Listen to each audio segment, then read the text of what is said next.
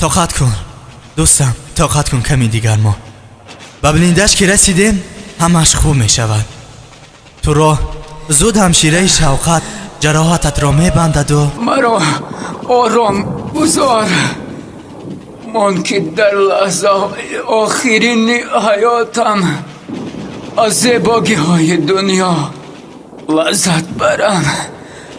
هوا و هوسی این دنیا را بسیاری ندیدم. خیز زودتر می رویم که باز خونت را زیاد تلف ندهی. چند قدمی دیگر ما. سفر جان، من دیگر نمی توانم. تنابی عمر من همین قدر بوده است. حیفا که غریب خاک می شوم. من از چنین مردن افسوس نمی خورم، زیرا آن را در حمایه مرز و بوم وطن نیسار می سازم.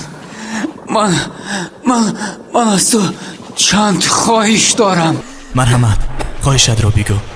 من البته اجرا میکنم. مرا با دستان خودت گروچاب کن. اگر علاجش باشد در بلندیه و جایش را نشان نکن. با ده که رفتی از کارنمایی هایمان با همه نقل کن.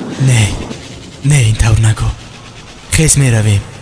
من نمیگذارم که مرا دیگر آزار نده.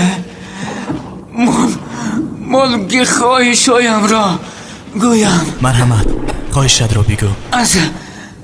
از احوالی آچه‌ام با خبر شم. با آچه‌ام چی گویم؟ چی گفتن میخواهی؟ با آچه‌ام. پهلوان جان، پهلوان. نه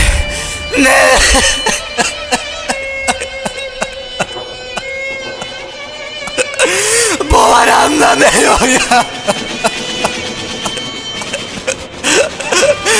باورم نمیآید که تو را از دست داد.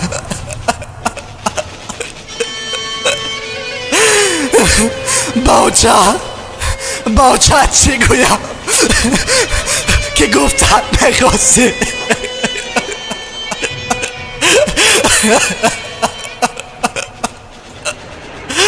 ای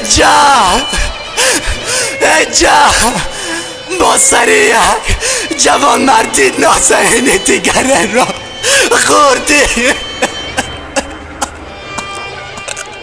آرزو بود عوضش را کشتی.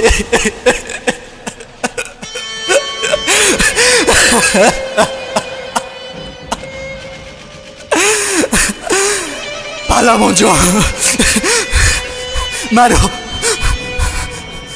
ببخش که جانت را با دست گرفتن نتوانستم. تو قهرمانی فداکاری و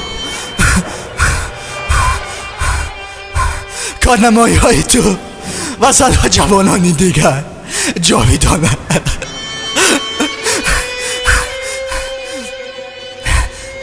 اگر صحت و سلامت به وطن برگردم قسم میخورم که نامی تو را زنده و جاوید میگردونم.